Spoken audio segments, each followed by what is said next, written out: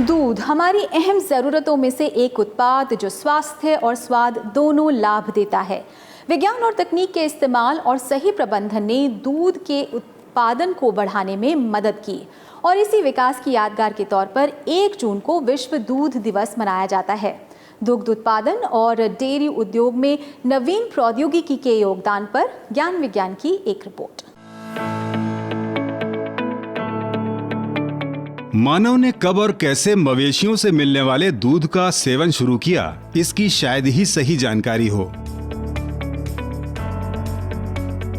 लेकिन दूध उच्च गुणवत्ता वाले अनेक पोषक तत्वों से भरपूर प्राकृतिक उत्पाद है, ये हम सब जानते हैं। हर उम्र के लोग दूध का सेवन कर सकते हैं। यही वजह है कि जनसंख्या बढ़ने के साथ साथ दूध की मांग और खपत भी बढ़ती चली गई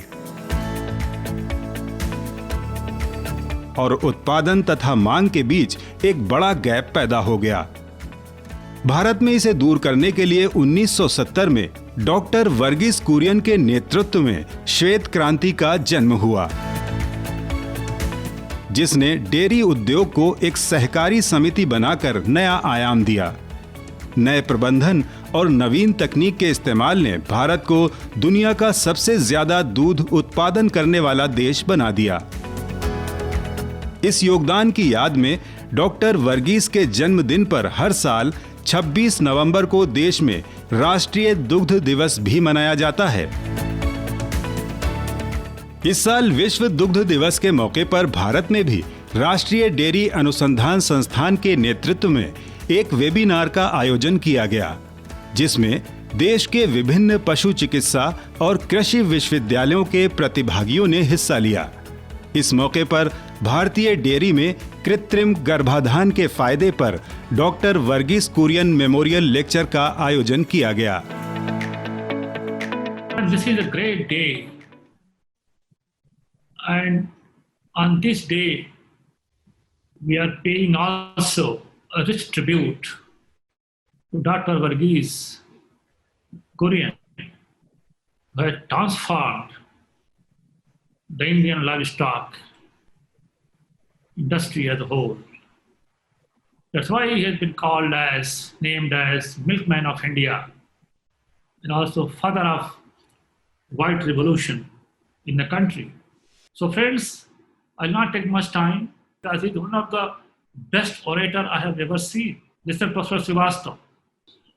I remember 2008 when on 1st June NDRI celebrated the World Milk Day first time, and that was the ignition that from that day in whole country we started celebrating World Milk Day. So my heartiest congratulations to each and everyone for World Milk Day. ज्यादा दुधारू जानवर के लिए बेहतर नस्ल की जरूरत होती है। कृत्रिम गर्भाधान प्रौद्योगिकी जानवरों की बेहतर नस्ल तैयार करने का ऐसा साधन है जो पूरी दुनिया में इस्तेमाल किया जा रहा है। भारत में भी इस तकनीक से गाय, भैंस और बकरियों आदि की उत्तम नस्लें तैयार की गई हैं। दूध उत्पादन की बढ़ोतरी में इस तकनीक का भी अहम योगदान रहा है। आंकड़ों में देखें तो 1951 की तुलना में साल 2019 में 24% मवेशी बढ़े और दुग्ध उत्पादन में 1105 गुना बढ़त हुई।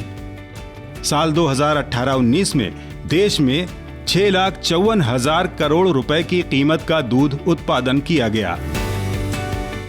कृत्रिम गर्भाधान सबसे महत्वपूर्ण प्रजनन प्रौद्योगिकी है जो जानवरों के आनुवंशिक सुधार के साथ साथ उनमें बीमारियों और बांझपन को भी खत्म करती है और अब देश के दूर दराज ग्रामीण क्षेत्रों में भी इसके विस्तार की जरूरत महसूस की जा रही है। जैसे आर्टिफिशियल इंसेमिनेशन एक हमारी जो टेक्नोलॉजी है जो हमने अपनाई है और उसका सबसे मेजर ब्रेक थ्रू ये रहा है कि उसने मिल्क प्रोडक्शन को इतना बढ़ाया है कि आज हम कह रहे हैं 1000 गुना हमारा मिल्क प्रोडक्शन बढ़ा है, 1000 गुना से ज्यादा। तो ये इसी टाइप के जैसे आर्टिफिशियल इंसेमिनेशन है, बीच बीच में और छोटे हमारे जो तकनीकियां हुई हैं जिसमें फीड की जो टेक्नोलॉजी है, जिसमें हमने अच्छा फीड और अच्छा मिनरल मिक्सचर की टेक्नोलॉजीज है हमारे यहाँ, उसके अलावा हमारे पास रख रखाव की जैसे है टेक्नोलॉजी, जैसे कोल्ड चेन हमने मेंटेन की है, ये सबको ये देखते हुए, और ये जिसमें कि आप ये मानकर चलें कि डॉक्टर वी कुरेन का भी बहुत योगदान रहा है। तो ये सब चीज को हम ये करके आज हम मिल्क में पूरे विश्व में सबसे अग्रिम में है। डेयरी उद्योग में बेहतर प्रबंधन, कृत्रिम गर्भाधान और अन्य नवीन तकनीक का इस्तेमाल, जिससे डेयरी उद्योग में स्थिरता आई और आज काफी हद तक दूध की मांग और डेयरी प्रोडक्ट उत्पादन के बीच की दूरी को कम किया जा सका है। भारतीय वैज्ञानिक लगातार डेयरी उद्योग के क्षेत्र में प्रौद्योगिकी को और बेहतर बनाने के लिए अनुसंधान कर रहे हैं और नवाचार पर जोर दिया जा रहा है।